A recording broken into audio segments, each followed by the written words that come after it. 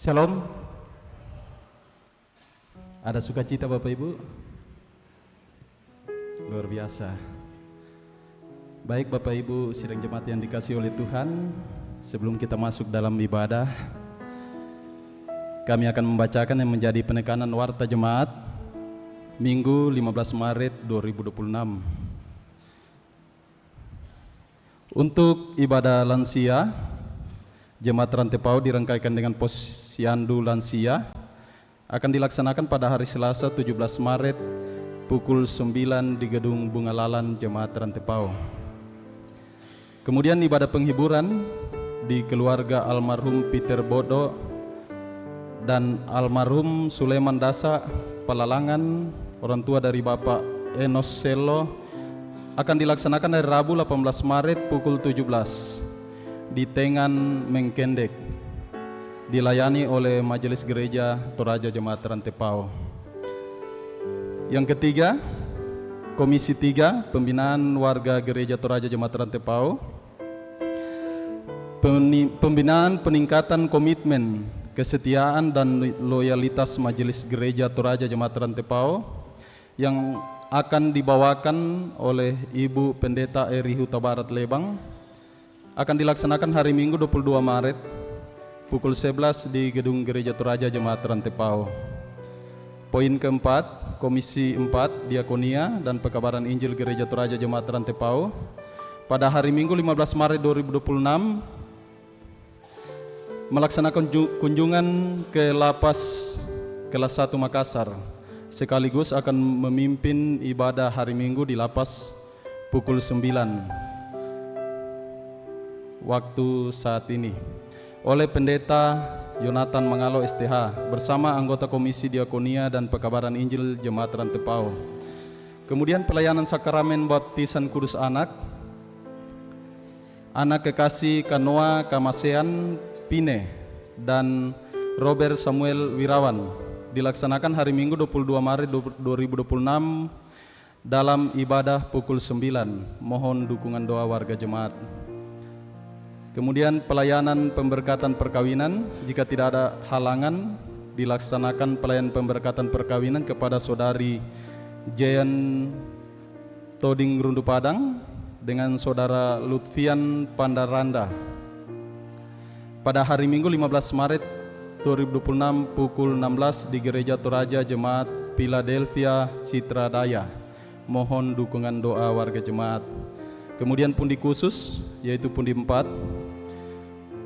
Pundi khusus pada hari ini, hari Minggu 15 Maret 2026 diperuntukkan kepada panitia Hari Raya Gerejawi pada semua jam ibadat tersebut. Atas dukungan dan partisipasi warga jemaat diucapkan terima kasih. Kemudian poin 8, kelas katekisasi.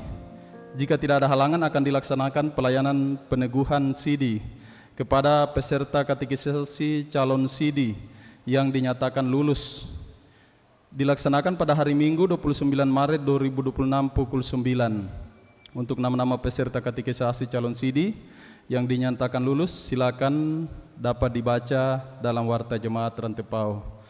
Kemudian ada tambahan warta jemaat yang baru masuk kepada kami. Untuk ibadah keluarga di kelompok 7B pada hari Selasa 17 Maret 2026 pukul 16.30 semula di keluarga Petrus Kamban diubah menjadi di keluarga Nyonya Serli Rumising. Demikianlah warta jemaat kita pada saat ini. Selamat beribadah, Tuhan memberkati. Shalom.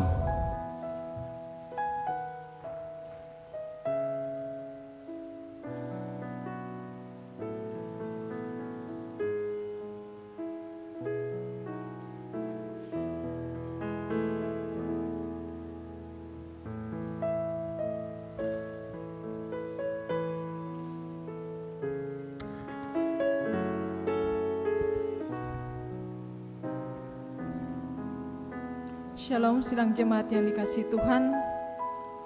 Mari kita memulai ibadah kita.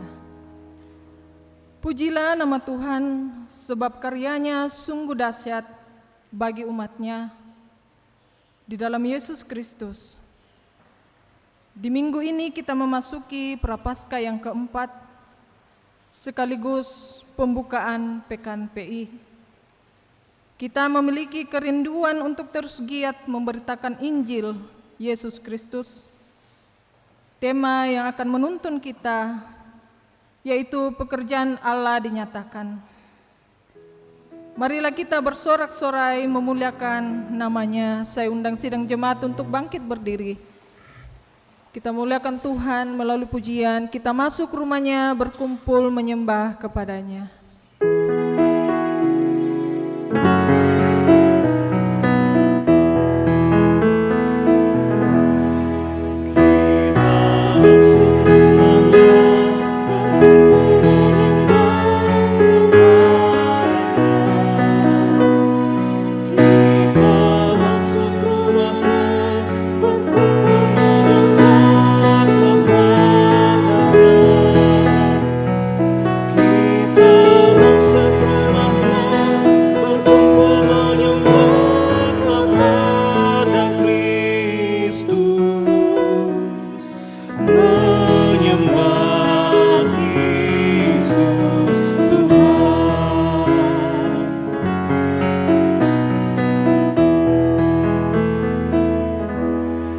Lupakanlah dirimu, arahkan hatimu kepadanya.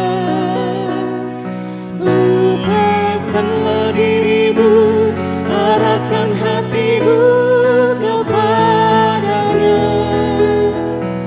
Lupakanlah dirimu, arahkan hatimu kepada Kristus. Menyembah Kristus Tuhan. Kita masuk rumahnya. Kita masuk rumahnya, berkumpul menyembah kepadanya. Kita masuk rumahnya, berkumpul menyembah kepadanya. Kita masuk rumahnya, berkumpul menyembah kepada Kristus. Menyembah Kristus Tuhan.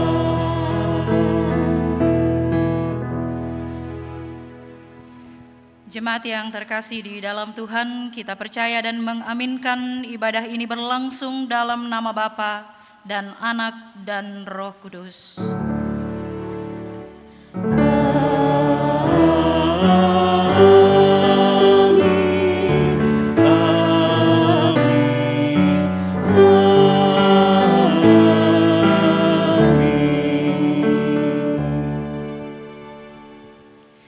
Kasih karunia Tuhan Yesus Kristus dan kasih Allah dan persekutuan Roh Kudus menyertai kamu sekalian.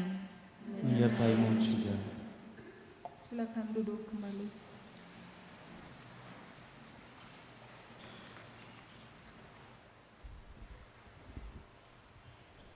Mazmur 23 ayat 1 sampai 6.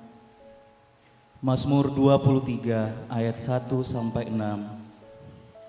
Firman Tuhan. Tuhan adalah gembalaku yang baik. Mazmur Daud. Tuhanlah gembalaku, takkan kekurangan aku. Ia membaringkan aku di padang yang berumput hijau. Ia membimbing aku ke air yang tenang.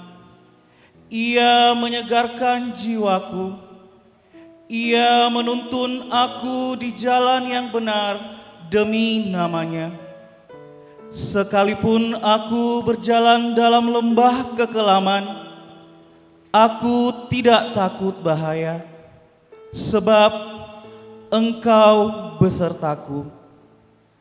Gadamu dan tongkatmu, itulah yang meneguhkan aku. Engkau menyediakan hidangan bagiku di hadapan lawan-lawanku. Engkau mengurapi kepalaku dengan minyak, pialaku penuh melimpah. Kebaikan dan kasih setia belaka akan mengikuti aku seumur hidupku.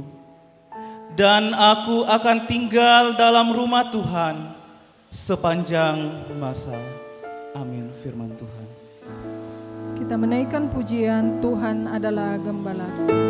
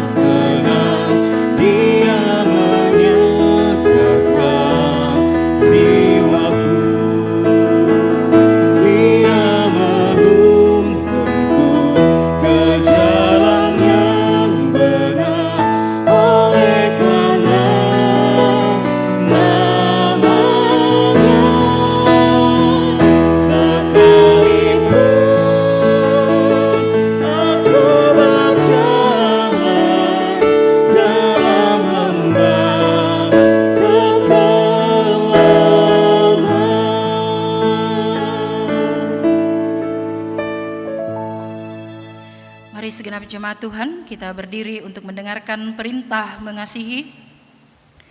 Perintah mengasihi dari 1 Petrus pasal 4 ayat 8 sampai ayat yang ke-10. Kasihilah sungguh-sungguh seorang akan yang lain, sebab kasih menutupi banyak sekali dosa. Berilah tumpangan seorang akan yang lain tanpa bersungut-sungut.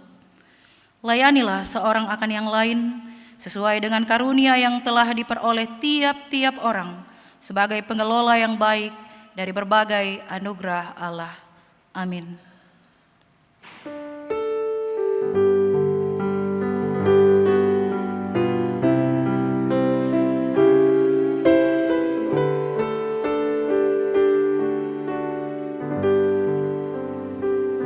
Ya Allah, kasih-Mu besar, lebih besar dari segala, tiada terduga dalamnya, tiada terjangkau luasnya.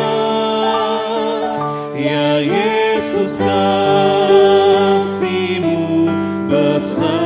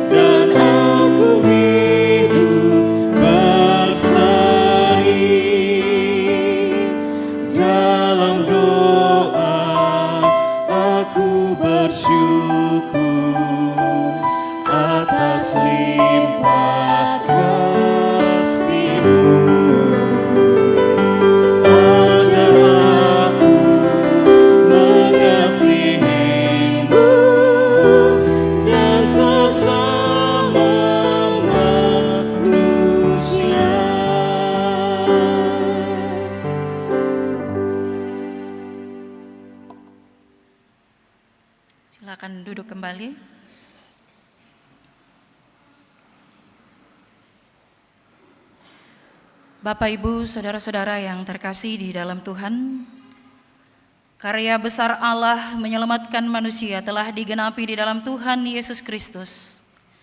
Tetapi karena kelemahan dan keterbatasan sering membuat kita tidak menghargai pengorbanannya, melalui sikap mementingkan diri sendiri, mengandalkan kekuatan dan kepintaran yang Tuhan karuniakan. Karena itu mari dengan rendah hati kita mengaku dosa di hadapannya.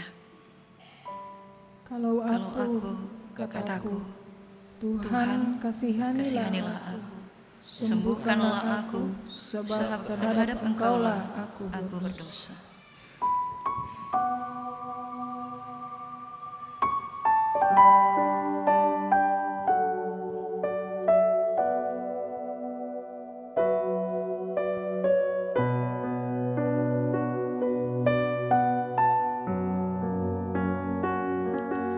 Di muka Tuhan Yesus, betapa indah diriku, ku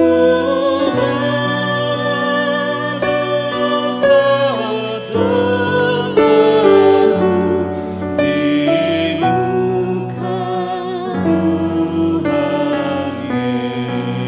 Yesus. Di muka Tuhan Yesus, tersungkur karena dosaku, ku bukakan rinduanku di muka Tuhan Yesus.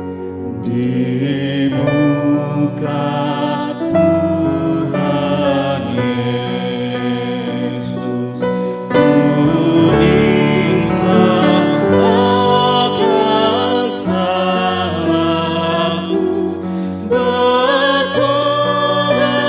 kini hatiku di muka Tuhan Yesus. Kepada kamu sekalian yang tunduk dalam penyesalan, berita anugerah dari Allah diteguhkan kembali berdasarkan Yehezkiel 18 ayat 21 sampai ayat yang ke-23. Tetapi apabila orang fasik bertobat dari segala dosa yang dilakukannya dan berpegang pada segala ketetapanku serta melakukan keadilan dan kebenaran, maka ia pasti hidup, ia tidak akan mati.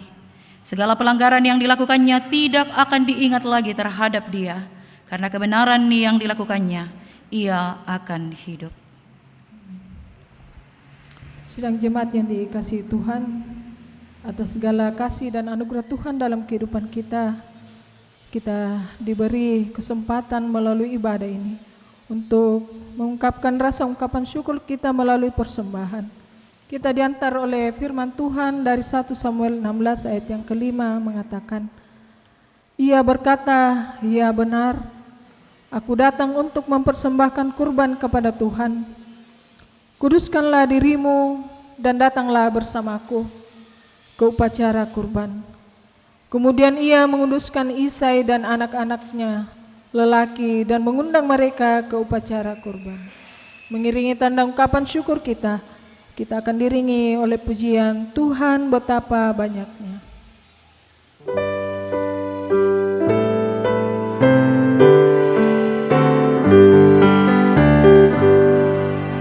Tuhan betapa banyaknya berkat yang Kau beri, teristimewa rahmat-Mu dan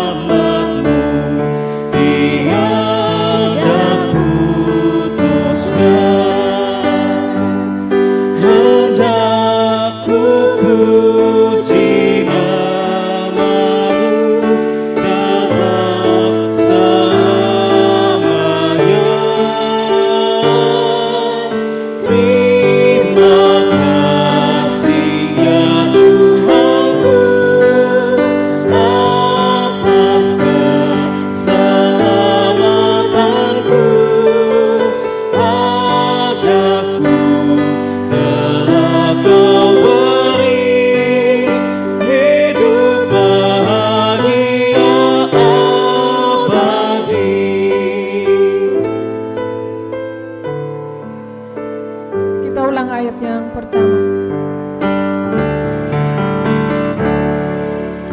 Tuhan betapa banyaknya berkat yang Kau beri, teristimewa rahmat-Mu dan hidup abadi. Terima kasih ya Tuhanku atas keselamatan-Mu. Padaku telah Kau beri hidup bahagia abadi.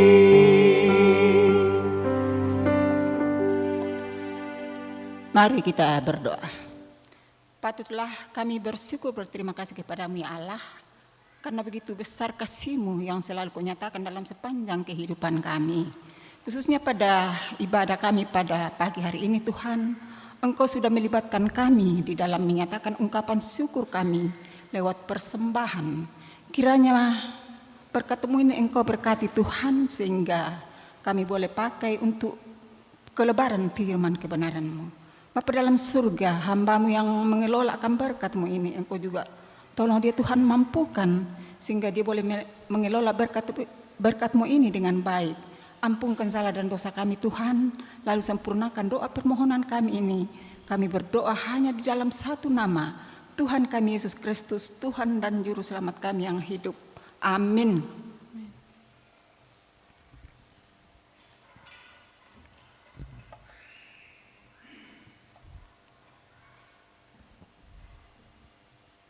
Kembali kita menaikkan pujian padamu Tuhan dan Allahku.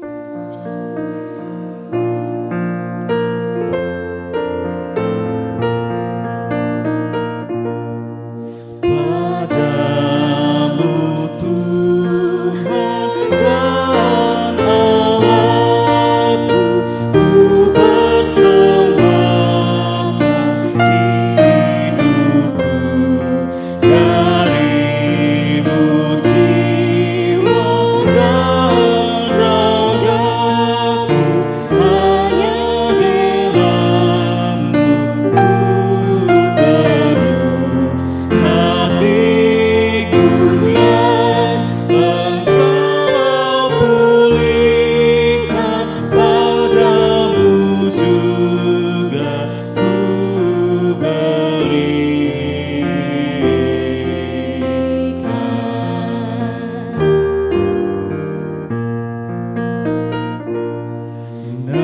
Namamu Yesus, suci aku, ya sumber kasih kurnia.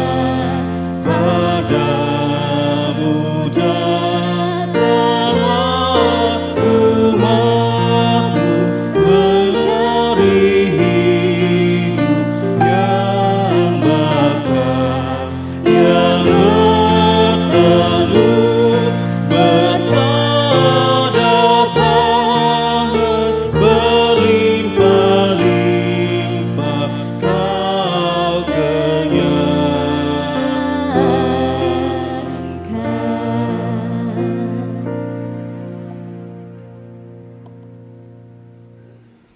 Kita akan masuk dalam pelayanan firman. Mari kita memohon kekuatan dalam doa. Kita berdoa. Kepadamu ya Allah, pemilik kehidupan kami datang bersyukur berterima kasih untuk semua pekerjaan, untuk semua kemurahan pemeliharaan yang terus Tuhan nyatakan dalam kehidupan anak-anak Tuhan. Terima kasih ya Allah, di hari Minggu Prapaskah yang keempat ini, mengawali Pekan PI dalam Gereja Toraja, mensyukuri hari perhentian yang Tuhan karuniakan bagi kami. Kami dihimpunkan sebagai sebuah keluarga Allah, duduk saudara bersaudara, menyatakan puji syukur terima kasih kami kepadamu. Dan melandasi persekutuan ini ya Allah, kami rindu untuk menerima roti sorgawi-Mu lewat firman yang bersama akan kami baca dan renungkan. Dalam pengakuan kami akan keterbatasan, ketidaklayakan bahkan ketidakmampuan kami untuk mengerti, kami mohon dengan sungguh pertolongan tuntunan Roh Kudus-Mu ya Allah. Biarlah setiap kami baik hamba-Mu yang memberitakan maupun setiap yang mendengarkan sungguh akan diberi roh hikmat, supaya firman-Mu yang akan kedengaran kepada kami boleh kami terima dengan sukacita dalam kerendahan hati, supaya sungguh firman-Mu ini akan menjadi kekuatan makanan rohani yang mengenyangkan kami, dan masing-masing kami boleh pulang dengan bekal firman-Mu, bahkan kami diberanikan untuk menjadi pelaku-pelakunya yang setia. Kami siap mendengarkan dan merenungkan sabda kehidupan lewat firman-Mu di dalam Kristus Sang Kepala Gereja. Kami berdoa kepada Bapa kami di sorga. Amin. Pembacaan dari 1 Samuel pasal 16 ayat 1 sampai dengan yang ke-13. Samuel mengurapi Daud. Tuhan berfirman kepada Samuel, "Berapa lama lagi engkau berduka karena Saul, padahal aku sendiri telah menolaknya sebagai raja atas Israel? Isilah tabung tandukmu dengan minyak dan pergilah. Aku mengutusmu kepada Isai orang Betlehem, sebab aku telah memilih dari antara anak-anaknya seorang raja bagiku." Samuel berkata, "Bagaimana mungkin aku pergi? Jika Saul mendengar, ia akan membunuhku." Firman Tuhan, "Bawalah seekor lembu muda dan katakan, aku datang untuk mempersembahkan korban kepada Tuhan. Undanglah Isai ke upacara korban. Aku akan memberitahukan kepadamu apa yang harus kau lakukan. Urapilah bagiku orang yang akan kuberitahukan kepadamu." Samuel melakukan seperti yang difirmankan Tuhan. Setibanya ia di Betlehem, tua-tua kota itu menemuinya dengan gemetar dan berkata, "Apakah kedatanganmu membawa damai?" Ia berkata, "Ya, benar. Aku datang untuk mempersembahkan korban kepada Tuhan. Kuduskanlah dirimu dan datanglah bersamaku ke upacara korban." Kemudian ia menguduskan Isai dan anak-anaknya lelaki dan mengundang mereka ke upacara korban. Ketika mereka datang, Samuel melihat Eliab, lalu pikirnya, sungguh di hadapan Tuhan berdiri orang yang diurapinya. Tetapi Tuhan berfirman kepada Samuel, "Jangan pandang rupanya atau perawakannya yang tinggi, sebab aku telah menolaknya. Bukan seperti yang dilihat manusia, sebab manusia melihat apa yang di depan mata, tetapi Tuhan melihat hati." Lalu Isai memanggil Abinadab dan menyuruhnya lewat di hadapan Samuel. Tetapi Samuel berkata, "Orang ini pun tidak dipilih Tuhan." Kemudian Isai menyuruh Syama lewat, tetapi Samuel berkata, "Orang ini pun tidak dipilih Tuhan." Demikianlah Isai menyuruh ketujuh anaknya lewat di hadapan Samuel. Tetapi Samuel berkata kepada Isai, "Semuanya ini tidak dipilih Tuhan." Lalu Samuel berkata kepada Isai, "Inikah anakmu semuanya?" Jawabnya, "Masih ada yang bungsu, tetapi sedang mengembalakan kambing domba." Kata Samuel kepada Isai, "Suruhlah orang menjemput dia, sebab kita tidak akan duduk makan sebelum ia datang ke sini." Kemudian Isai menyuruh orang untuk menjemput dia. Pipinya kemerah-merahan, matanya indah dan tampan kelihatannya. Lalu Tuhan berfirman, "Bangkitlah, urapilah dia, sebab inilah dia." Samuel mengambil tabung tanduk yang berisi minyak itu dan mengurapi Daud di antara saudara-saudaranya. Sejak hari itu dan seterusnya roh Tuhan menguasai Daud. Lalu berangkatlah Samuel menuju Rama. Efesus 5 ayat 8 sampai 14.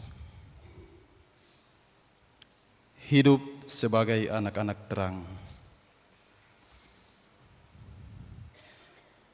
Memang dahulu kamu adalah kegelapan, tetapi sekarang kamu adalah terang di dalam Tuhan.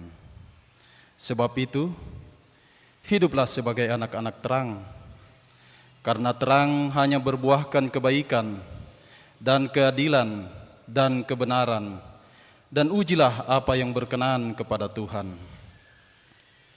Janganlah turut mengambil bagian dalam perbuatan-perbuatan kegelapan yang tidak berbuahkan apa-apa, tetapi sebaliknya telanjangilah perbuatan-perbuatan itu. Sebab menyebutkan saja apa yang mereka lakukan sembunyi-sembunyi sudah memalukan.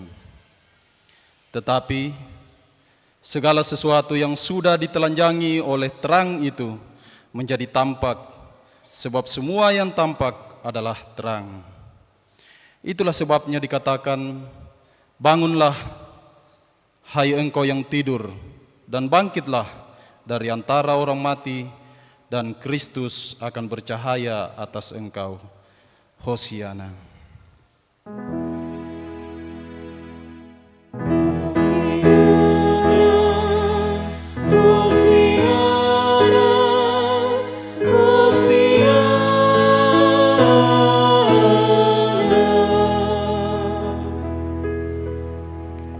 Kita berdiri untuk pembacaan Injil dari Yohanes pasal 9 ayat 1 sampai ayat yang ke-41. Yohanes pasal 9 ayat 1 sampai ayat yang ke-41. Di bawah judul perikop, orang yang buta sejak lahirnya. Waktu Yesus sedang lewat, ia melihat seorang yang buta sejak lahirnya. Murid-muridnya bertanya kepadanya, "Rabi, siapakah yang berbuat dosa? Orang ini sendiri atau orang tuanya sehingga ia dilahirkan buta?" Jawab Yesus, "Bukan dia dan bukan juga orang tuanya, tetapi karena pekerjaan-pekerjaan Allah harus dinyatakan di dalam dia. Kita harus mengerjakan pekerjaan Dia yang mengutus aku selama masih siang. Akan datang malam, di mana tidak ada seorang pun yang dapat bekerja. Selama aku di dalam dunia, akulah terang dunia."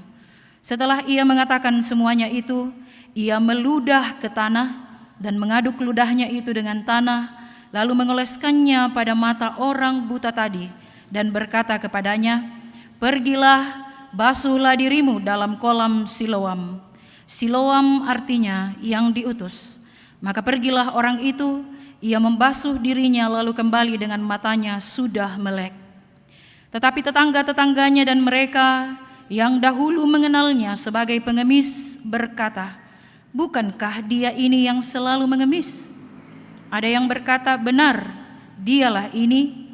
Ada pula yang berkata, "Bukan, tetapi ia serupa dengan dia." Orang itu sendiri berkata, "Benar, akulah itu." Kata mereka kepadanya, "Bagaimana matamu menjadi melek?" Jawabnya, orang yang disebut Yesus itu mengaduk tanah, mengoleskannya pada mataku dan berkata kepadaku, "Pergilah ke Siloam dan basuhlah dirimu." Lalu aku pergi dan setelah aku membasuh diriku, aku dapat melihat. Lalu mereka berkata kepadanya, "Di manakah dia?" Jawabnya, "Aku tidak tahu." Lalu mereka membawa orang yang tadinya buta itu kepada orang-orang Farisi. Adapun hari waktu Yesus mengaduk tanah dan memelekkan mata orang itu adalah hari Sabat. Karena itu orang-orang Farisi pun bertanya kepadanya, bagaimana matanya menjadi melek. Jawabnya, "Ia mengoleskan adukan tanah pada mataku, lalu aku membasuh diriku, dan sekarang aku dapat melihat." Maka kata sebagian orang-orang Farisi itu, "Orang ini tidak datang dari Allah, sebab ia tidak memelihara hari Sabat. Sebagian pula berkata, bagaimanakah seorang berdosa dapat membuat mujizat yang demikian? Maka timbullah pertentangan di antara mereka. Lalu kata mereka pula kepada orang buta itu, dan engkau, apakah katamu tentang dia karena ia telah memelekan matamu? Jawabnya, ia adalah seorang nabi. Tetapi orang-orang Yahudi itu tidak percaya bahwa tadinya ia buta dan baru dapat melihat lagi, sampai mereka memanggil orang tuanya dan bertanya kepada mereka, inikah anakmu yang kamu katakan bahwa ia lahir buta? Kalau begitu bagaimanakah ia sekarang dapat melihat? Jawab orang tua itu, yang kami tahu ialah bahwa dia ini anak kami dan bahwa ia lahir buta. Tetapi bagaimana ia sekarang dapat melihat, kami tidak tahu. Dan siapa yang memelekan matanya, kami tidak tahu juga. Tanyakanlah kepadanya sendiri. Ia sudah dewasa, ia dapat berkata-kata untuk dirinya sendiri.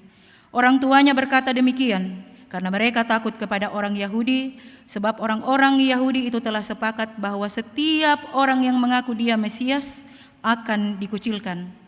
Itulah sebabnya maka orang tuanya berkata, ia telah dewasa, tanyakanlah kepadanya sendiri. Lalu mereka memanggil sekali lagi orang yang tadinya buta itu dan berkata kepadanya, katakanlah kebenaran di hadapan Allah. Kami tahu bahwa orang itu orang berdosa. Jawabnya, apakah orang itu berdosa? Aku tidak tahu. Tetapi satu hal aku tahu, yaitu bahwa aku tadinya buta dan sekarang aku dapat melihat. Kata mereka kepadanya, apakah yang diperbuatnya kepadamu? Bagaimana ia memelekan matamu? Jawabnya, telah kukatakan kepadamu dan kamu tidak mendengarkannya. Mengapa kamu hendak mendengarkannya lagi? Barangkali kamu mau menjadi muridnya juga. Sambil mengejek mereka berkata kepadanya, engkau murid orang itu, tetapi kami murid-murid Musa. Kami tahu bahwa Allah telah berfirman kepada Musa, tetapi tentang dia itu kami tidak tahu dari mana ia datang. Jawab orang itu kepada mereka, aneh juga bahwa kamu tidak tahu dari mana ia datang, sedangkan ia telah memelekkan mataku. Kita tahu bahwa Allah tidak mendengarkan orang-orang berdosa, melainkan orang-orang yang saleh dan yang melakukan kehendaknya. Dari dahulu sampai sekarang tidak pernah terdengar bahwa ada orang yang memelekan mata orang yang lahir buta. Jikalau orang itu tidak datang dari Allah, ia tidak dapat berbuat apa-apa. Jawab mereka, engkau ini lahir sama sekali dalam dosa dan engkau hendak mengajar kami? Lalu mereka mengusir dia keluar. Yesus mendengar bahwa ia telah diusir keluar oleh mereka. Kemudian ia bertemu dengan dia dan berkata, percayakah engkau kepada Anak Manusia? Jawabnya, siapakah dia, Tuhan? Supaya aku percaya kepadanya. Kata Yesus kepadanya, engkau bukan saja melihat dia, tetapi dia yang sedang berkata-kata dengan engkau, dialah itu. Katanya, aku percaya Tuhan. Lalu ia sujud menyembahnya. Kata Yesus, aku datang ke dalam dunia untuk menghakimi, supaya barang siapa yang tidak melihat dapat melihat, dan supaya barang siapa yang dapat melihat menjadi buta. Kata-kata itu didengar oleh beberapa orang Farisi yang berada di situ, dan mereka berkata kepadanya, apakah itu berarti bahwa kami juga buta? Jawab Yesus kepada mereka, sekiranya kamu buta, kamu tidak berdosa. Tetapi karena kamu berkata kami melihat, maka tetaplah dosamu. Amin. Kure sumangga puang.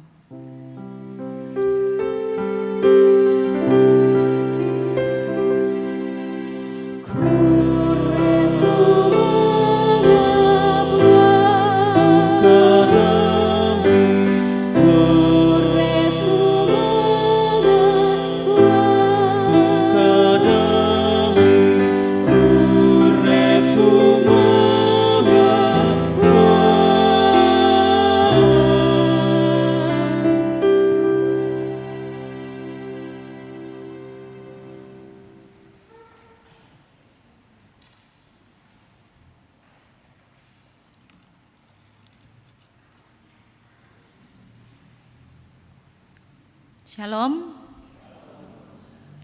Ya, selamat hari Minggu bagi kita semua.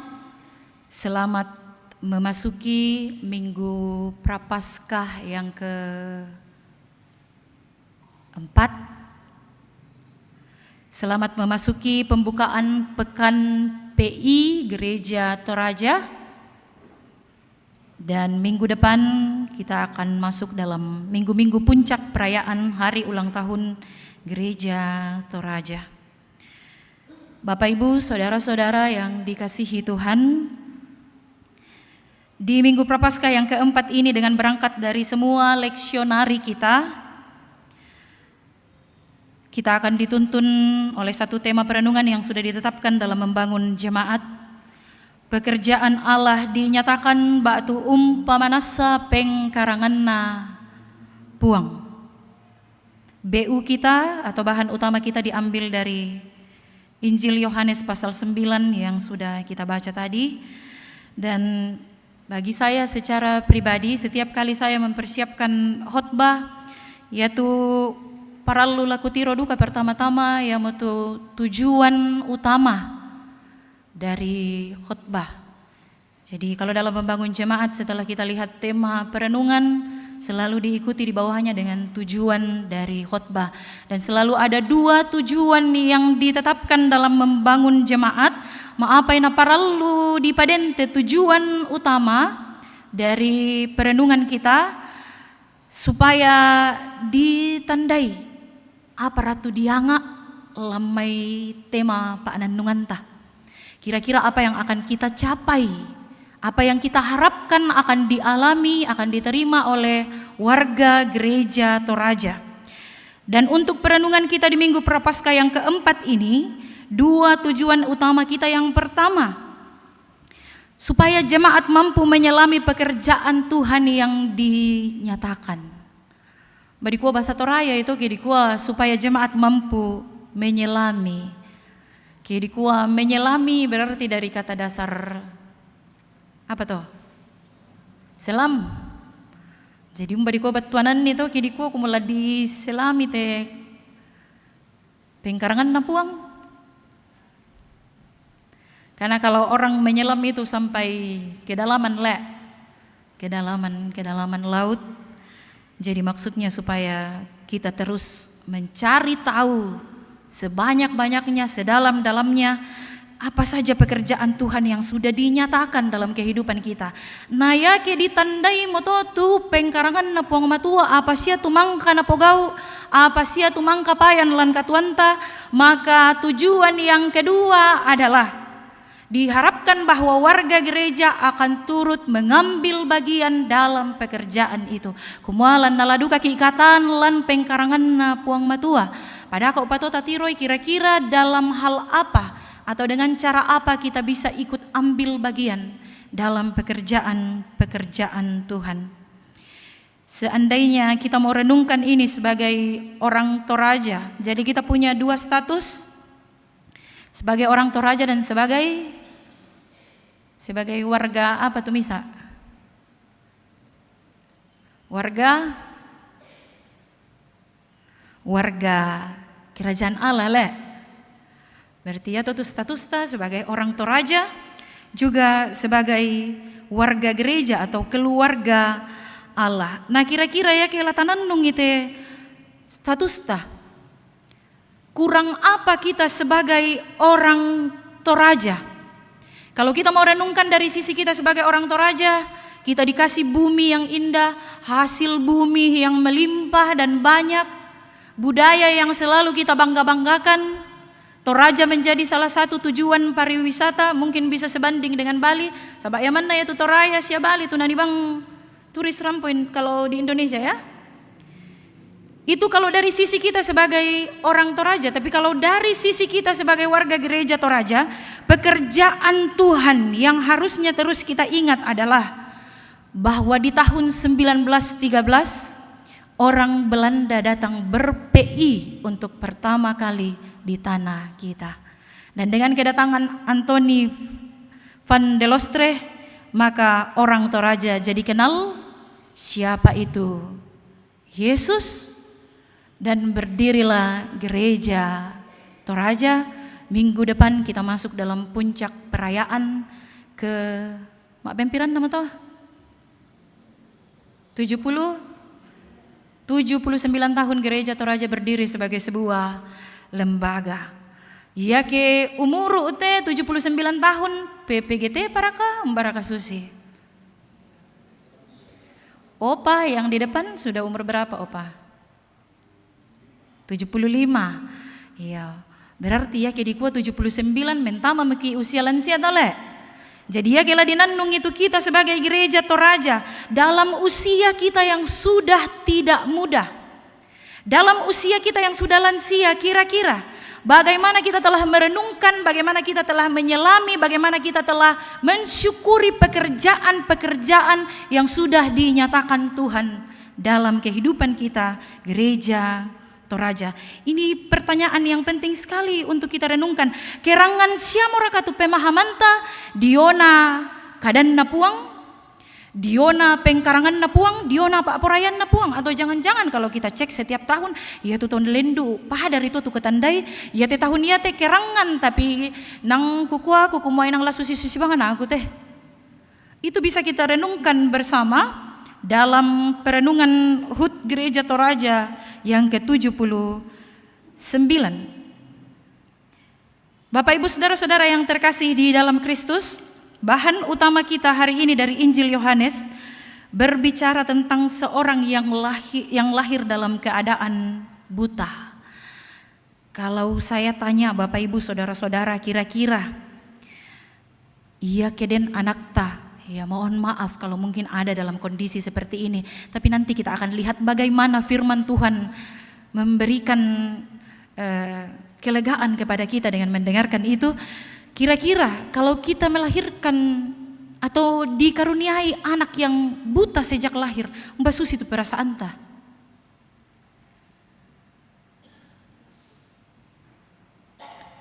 Ya pasti ada yang merasa sedih. Mbak den duka ki itulah masiri, Mbak den duka ki itulah sengkelangan puang sabadi kuana apa ina pia Susi tetu bebengkan. Mungkin kita akan bertanya-tanya seperti itu, atau mungkin ketika Bapak Ibu Saudara-saudara melihat ada anggota jemaat yang tiba-tiba terserang penyakit yang cukup parah. Batu narempoi raka musibah batu agan mabanda tu katuanna. Apa tu respon tu madada bang biasa di pokada. Ya kita lan katorayan. Biasa madada duka patarangin aku tahu batu apa memangkan apoga uto na dadi susitolan katuanna. Atau kalau orang sakit parah kita bilang barangkali dia habis melakukan dosa yang besar. Sampai-sampai dia harus dihukum Tuhan dengan sakit itu. Ini tergambar juga, tamu talamang ngabang to sabak, tergambar mo dalam kehidupan para murid, orang-orang yang sangat dekat dengan Yesus. Ini sudah dilakukan ketika mereka berjalan bersama Yesus. Natiro itu to buta, nakuha mekutana laku puang Yesus. Mindan na kita salah toh, ya raka tepia, tomatuan naraka. Kan bisa duka tanandong to kedadi Susi tolan katuanta lata aku duka raka makada batu mama ana mau salah teh aku raka. Ini yang dilakukan oleh para murid.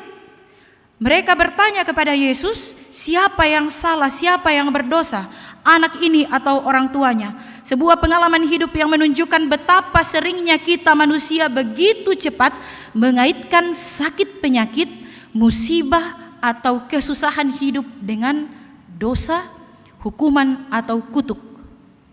Ya tu madomi bang pabu tulan tangga take ditiroi kumua mabanda-banda tu agan di tingayo, dan ini sekaligus jelas adalah sebuah bentuk penghakiman. Sekaligus menunjukkan bahwa rupanya pemahaman kita, cara kita melihat sakit penyakit, cara kita melihat musibah dan hal-hal buruk lainnya semata-mata hanya hukuman, kutuk dan kemarahan dari Tuhan. Pemahaman kita belum sampai pada bagaimana kita melihat segala peristiwa atau keadaan secara utuh.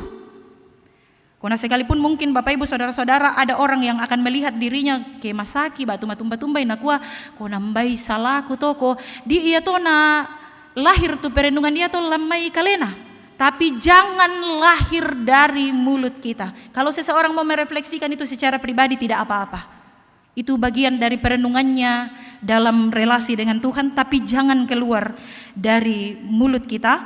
Karena sikap seperti inilah yang ditentang oleh Yesus dalam ayat 3. Yesus menolak pemahaman bahwa kebutaan seseorang dalam pembacaan kita bukanlah akibat dari dosa anak itu, bukan juga dosa orang tuanya. Yesus justru menjawab, ada pekerjaan Allah kumua ulendui agan dia to den tu pengkarangan na puanglah di papayan, bahwa kebutaannya akan menjadi satu kesempatan bagi Allah untuk menyatakan pekerjaan sekaligus kuasa Tuhan yang mau diperlihatkan, dan rupanya itu yang kita baca di ayat-ayat selanjutnya. Menarik sekali Bapak Ibu Saudara-saudara, Yesus mengawali ayat 4 dengan kata kita. Berarti yang dimaksud Yesus di situ yang harus menyatakan pekerjaan Allah bukan hanya dirinya, tapi yang ada di situ adalah murid-muridnya termasuk orang buta. Ayat 6 dan 7. Setelah Yesus meludah ke tanah, kemudian mengoles tanah bercampur ludah itu ke mata orang buta, dia mengutus orang buta itu di ayat 6 dan 7. Pergilah ke kolam Siloam, basuhlah dirimu di sana. Dan Siloam artinya di ayat 7 yang diutus. Ia teh Siloam kia dirangi napakilala ki lako apa tuh tujuh mangkasa rumah sakit lah. Jadi ternyata arti dari Siloam adalah yang diutus. Umbai bisa duka to kemale ki lako di kuah na kuah kadan na puang yaitu Siloam batuananna yang diutus. Kumbai ya kita apa na cukup te persoalan administrasi bisa bangsiakan miurus dolo sabah atau diutus kome para. Iya. Yang diutus orang buta ini disuruh pergi ke kolam Siloam, dan ternyata itu bukan tanpa alasan ketika kolam Siloam dipilih Yesus. Inilah kesempatan bagi orang buta ini untuk ber-PI untuk pertama kalinya. Jadi disinilah kita melihat bagaimana Allah menyatakan pekerjaan lewat Yesus. Kumoi nang buta te tahu apa ya ton nasuai puang Yesus kumau maleko lako kolam Siloam. Di sana kau basuh dirimu, dan ternyata setelah ia membasuh dirinya dia menjadi sembuh. Ia pada akhirnya bisa melihat. Dan yang terjadi di sana bukan hanya bahwa dia bisa melihat secara fisik, tetapi bahwa mata hatinya juga dibukakan. Dan inilah kesempatan bagi dia untuk ber-PI pertama kali ketika orang-orang melihat dirinya dan nakoi tahu makada kitandai te piyayate kitandai kumwa inang buta ya tempon na dadi. Anda bisa mentiro totemo, dan dia menjelaskan saya berjumpa dengan Yesus, dia melakukan itu kepada saya disuruh datang ke kolam, dan sekarang saya menjadi sembuh. Jadi mengawali pekan PI menarik sekali, bukan kebetulan pembacaan kita mengajak kita melihat bahwa orang yang tadinya buta, yang mungkin dianggap tidak bisa apa-apa, yang tidak berharga, yang mungkin kita keluhkan kelahirannya seandainya itu anak kita, pada akhirnya dipakai Yesus juga untuk ber-PI, memberitakan kabar tentang siapakah Yesus Kristus. Dan di ayat 38 itu seandainya kita lihat ke bawah, pada akhirnya dia percaya kepada Yesus dan menyembahnya.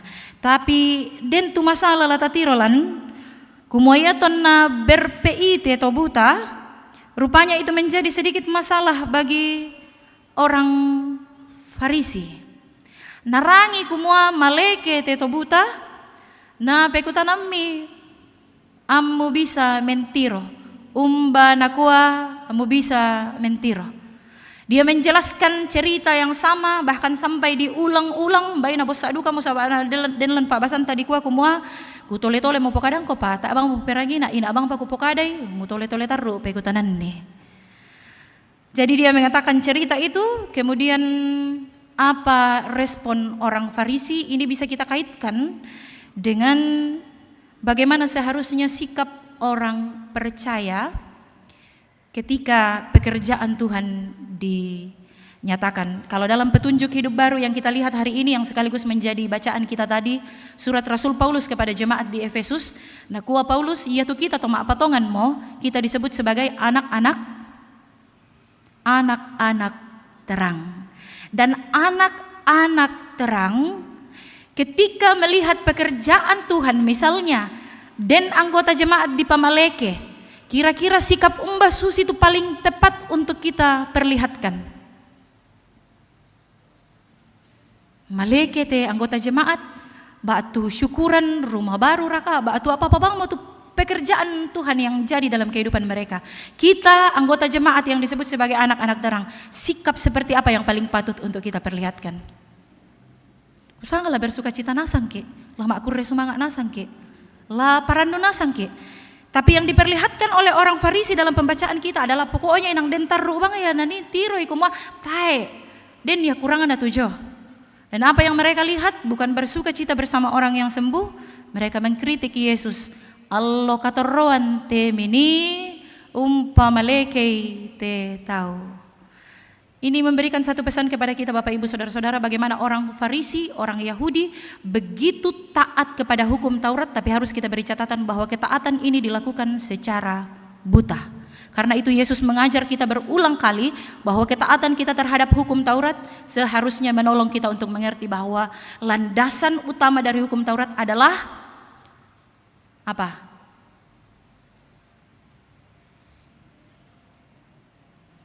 Perasaan pastaru sejak pertanyaan pertama, landasan utama dari hukum Taurat adalah kasih. Kalau itu tujuannya untuk keselamatan hidup seseorang, kalau itu untuk kebaikan seseorang, makanya Yesus pernah sampaikan dalam Lukas 14 ayat 5, kalau lembumu jatuh ke dalam sumur di hari Minggu, buat arah kamilang kuai kumo Allah senin paki memanen nalai jomai, mate mo kello senin. Makanya Yesus mengatakan, kalau itu adalah untuk kebaikan dan keselamatan, sekalipun itu hari Sabat, kasihmu harus melampaui ketaatan butamu terhadap hukum Taurat. Batuanan naku mua, yaitu ketaatan ta terhadap hukum kadang-kadang harus melemah sedikit kalau kita harus berhadapan dengan perbuatan baik kepada orang, bahwa kadang-kadang hukum harus patah karena kasih kita kepada seseorang. Ini yang ditekankan sekali Yesus melalui hukum Taurat. Karena itu Yesus tetap melakukan penyembuhan pada hari Sabat. Pada patu pergumulan selanjutnya rokok yang akan kita renungkan nanti, terutama dalam konteks gereja Toraja sekarang, apa tuh menjadi pergumulan utamanta atau temo lan gereja Toraja. Kita buka itu medsos atau temo, apa tuh maru aliu atau temo dibahas. Tedong silaga raka batu tedong petarung raka. Umbanna. Tapi kalau saya tanya Bapak Ibu Saudara-saudara, mbanna melo tedong silaga na tedong petarung. Anak muda bagus mana, tedong petarung atau tedong silaga?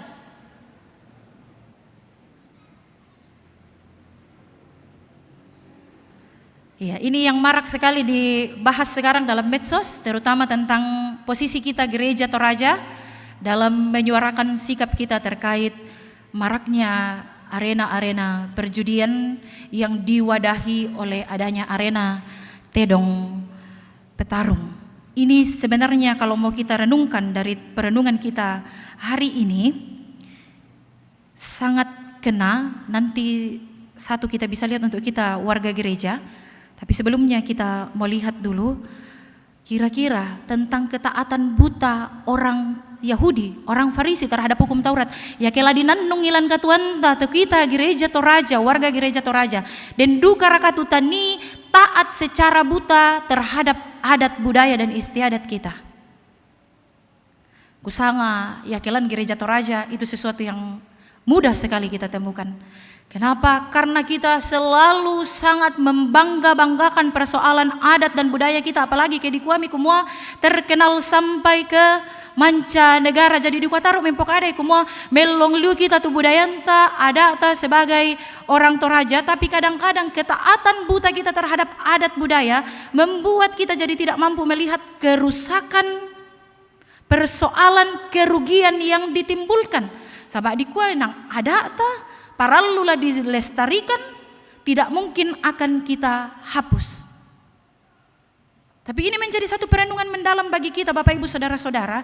Jangan juga terlalu bangga yang berlebih-lebihan sampai itu membuat kita tidak lagi mampu melihat kumua kehasalanku pogau jote, kasangganganku pabu tu jote.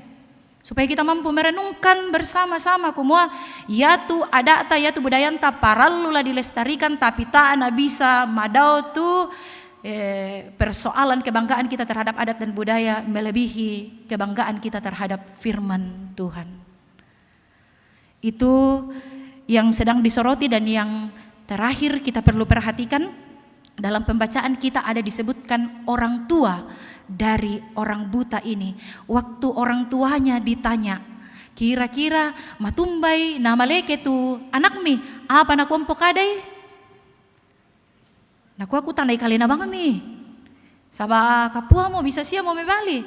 Tapi dijelaskan juga dalam pembacaan kita bahwa ya sia na pokada itu matuan na susito belanna mataku ke lana soal tahu mataku lana kucilkan Tobuda. Menjadi satu perenungan bagi warga gereja Toraja.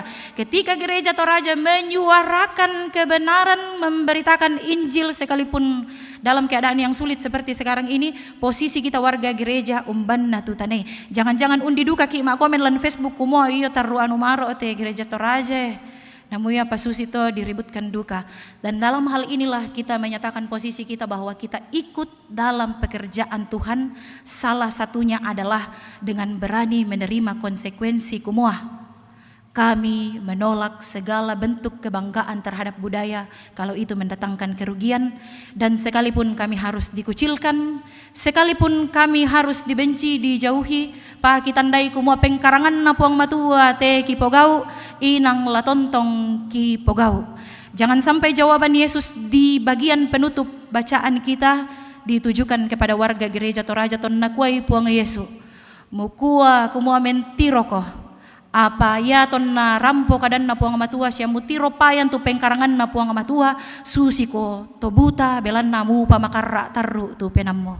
Tapi saya percaya jemaat Rantepao akan memilih untuk menjadi orang buta yang hari ini sudah bisa melihat segala bentuk pekerjaan Tuhan, karya-karya Tuhan, dan itu menolong kita untuk komitmen dengan sungguh-sungguh bahwa saya mau ikut ambil bagian dalam pekerjaan Tuhan seperti apapun konsekuensinya. Tuhan menolong kita semua, memberkati kita untuk teguh menjadi pelaku-pelaku firman-Nya. Amin.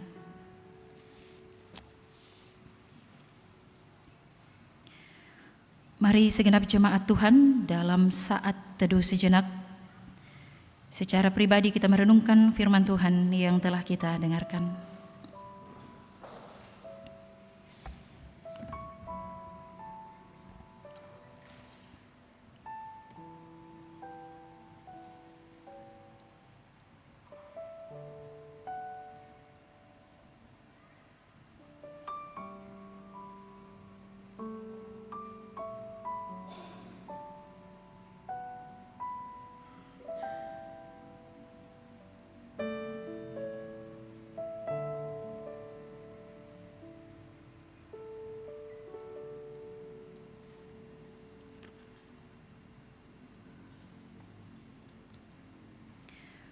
Mari segenap jemaat Tuhan kita satukan hati dan pikiran kita dalam doa syafaat.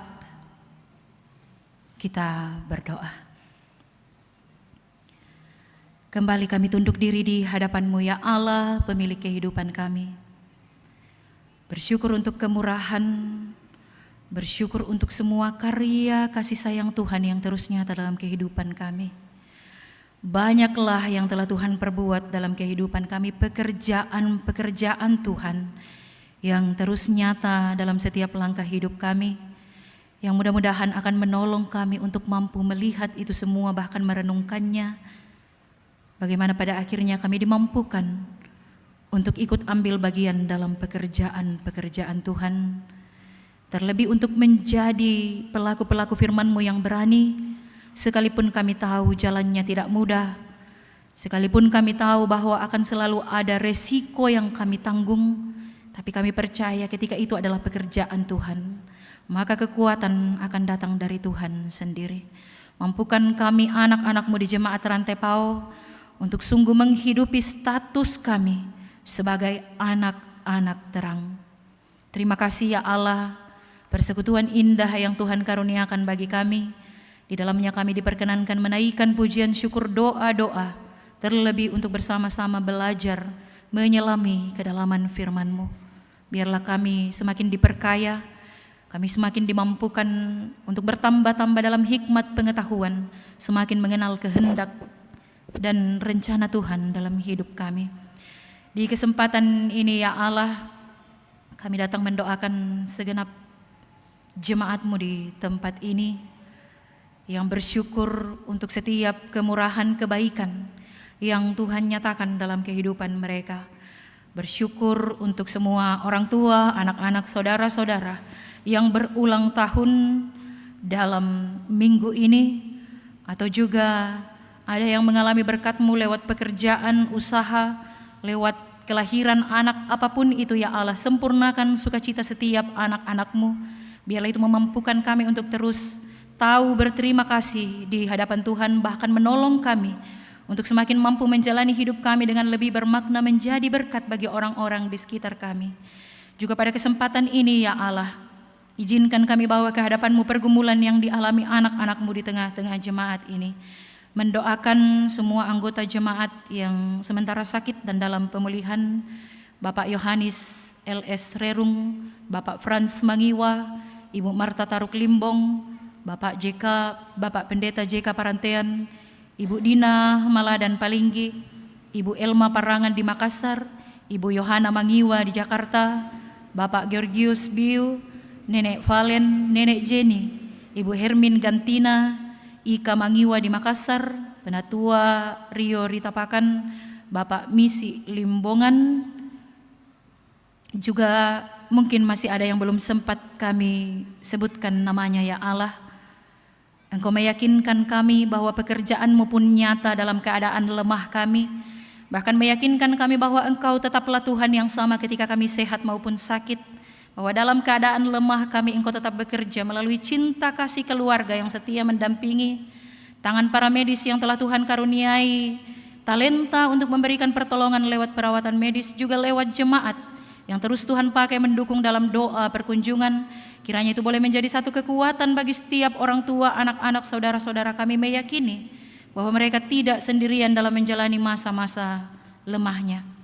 Juga pada kesempatan ini ya Allah, kami berdoa untuk setiap anak-anak Tuhan mulai dari sekolah minggu. Tuhan berkati, biarlah boleh dididik bertumbuh dalam pengenalan akan Kristus. Anak-anak remaja pemuda kami, biarlah Tuhan karuniakan roh hikmat, ketekunan untuk boleh menjalani masa muda dengan bertanggung jawab, boleh belajar dengan baik dalam bangku pendidikan yang Tuhan karuniakan. Untuk setiap orang tua dalam usaha pekerjaan yang Tuhan kenan dikelola, apapun pekerjaan itu dan dimanapun selama itu berkenan di hadapan Tuhan, kami percaya dari dalamnya berkat Tuhan mengalir dalam kehidupan keluarga dan hanya nama Tuhan yang dimuliakan. Kami doakan setiap orang tua kami dalam keadaan lanjut usia, baik yang hadir maupun yang tidak sempat hadir karena keterbatasan fisik. Engkau tetap menolong setiap orang tua kami bersuka cita menjalani masa tua mereka ya Allah, berpengharapan di dalam Kristus, bahkan tetap menjadikan mereka sebagai teladan iman yang akan tetap setia menjadi pendoa syafaat bagi anak cucu, bahkan bagi jemaat Tuhan. Di kesempatan ini juga ya Allah, Kami berdoa untuk semua rencana-rencana pelayanan dalam sepekan ke depan, mendoakan pendeta bersama dengan semua rekan majelis, pengerja gereja, beri kuat sehat untuk mengangkat setiap tugas pelayanan dalam rasa sukacita di hadapan Tuhan. Kami berdoa untuk rencana perkawinan saudari Jane Toding Rundu Padang dengan saudara Lutfian Pandaranda pada hari Minggu 15 Maret ini di Gereja Toraja Philadelphia Citradaya. Juga kami berdoa untuk rencana sakramen baptisan kudus anak kekasih Kanoa Kamasean Pine dan anak kekasih Robert Samuel Wirawan pada hari Minggu yang akan datang. Tuhan memberkati semua rencana ini. Biarlah keluarga, anak-anak Tuhan boleh mempersiapkan diri dengan baik secara fisik, terlebih secara rohani. Juga kami berdoa untuk penyelesaian gedung bunga lalan di sini dan penyelesaian buku sejarah Gereja Toraja Jemaat Rantepao oleh tim sejarah. Beri hikmat kekuatan, biarlah semua yang terlibat di dalamnya Tuhan beri rasa sehati sepikir agar semua pengerjaan penyelesaian boleh berjalan dengan baik untuk kemuliaan nama Tuhan. Kami doakan pemerintah bangsa kami di daerah kami hingga ke pusat. Tuhan karuniakan roh hikmat rasa takut kepada Tuhan supaya boleh memimpin mengarahkan kami ke arah kebaikan yang Tuhan kenan.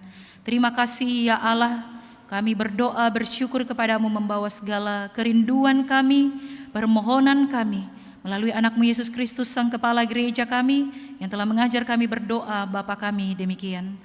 Bapa kami yang di sorga, dikuduskanlah nama-Mu, datanglah kerajaan-Mu, jadilah kehendak-Mu di bumi seperti di sorga. Berikanlah kami pada hari ini makanan kami yang secukupnya, dan ampunilah kami akan kesalahan kami, seperti kami juga mengampuni orang yang bersalah pada kami. Dan janganlah membawa kami ke dalam pencobaan, tapi lepaskanlah kami daripada yang jahat. Karena Engkau-lah yang punya kerajaan dan kuasa dan kemuliaan sampai selama-lamanya. Amin.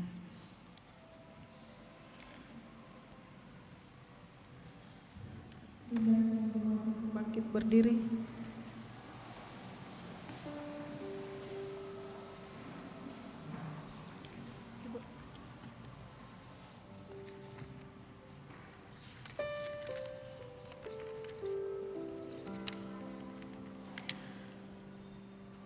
Jemaat yang terkasih di dalam Tuhan, Efesus 5 ayat 8 menjadi petunjuk hidup baru bagi kita semua. Memang dahulu kamu adalah kegelapan, tetapi sekarang kamu adalah terang di dalam Tuhan. Sebab itu, hiduplah sebagai anak-anak terang. Kita menaikkan pujian satu-satunya yang kuandalkan.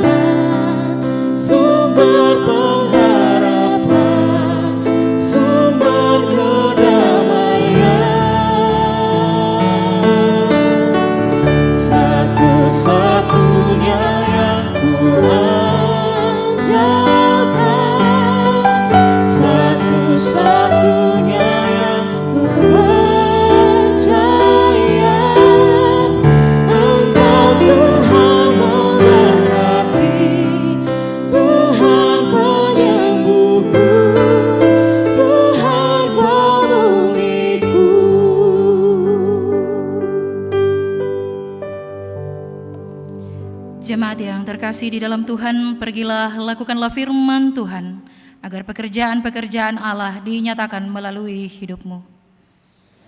Siap menyatakan pekerjaan. Arahkanlah hatimu kepada Tuhan dan terimalah berkat-Nya. Tuhan memberkati engkau dan melindungi engkau. Tuhan menyinari engkau dengan wajah-Nya dan memberi engkau kasih karunia. Tuhan menghadapkan wajah-Nya kepadamu dan memberi engkau damai sejahtera. Melalui ibadah ini, segenap majelis gereja dan jemaat Rantepau menyatakan syukur kepada Tuhan telah memakai hambanya Ibu Pendeta Ellen Wilson. Tuhan memberkati dalam pelayanan selanjutnya bersama dengan keluarga.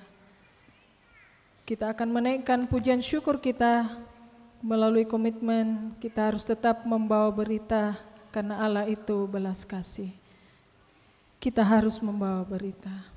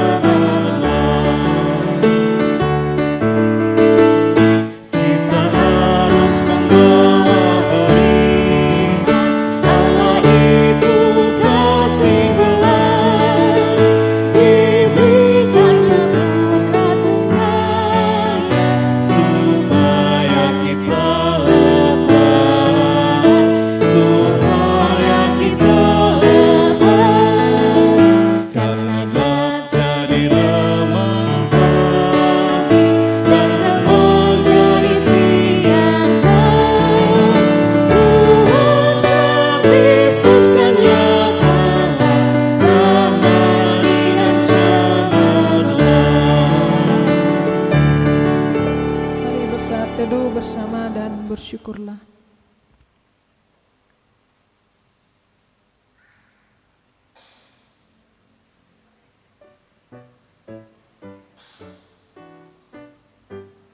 Demikianlah ibadah kita pada pagi hari ini. Tuhan Yesus memberkati kita dan selamat berakhir pekan.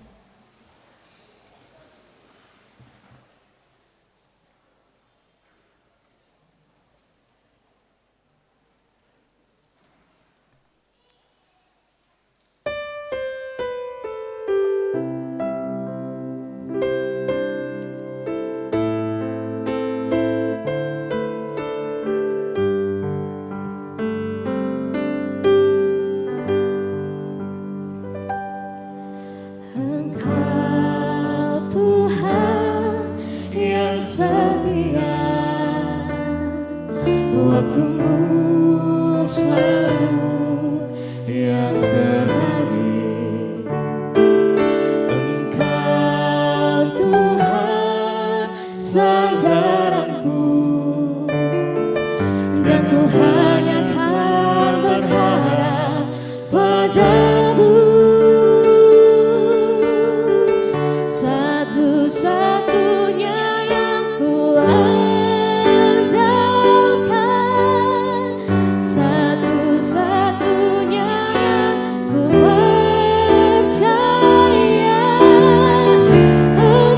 sumber kekuatan.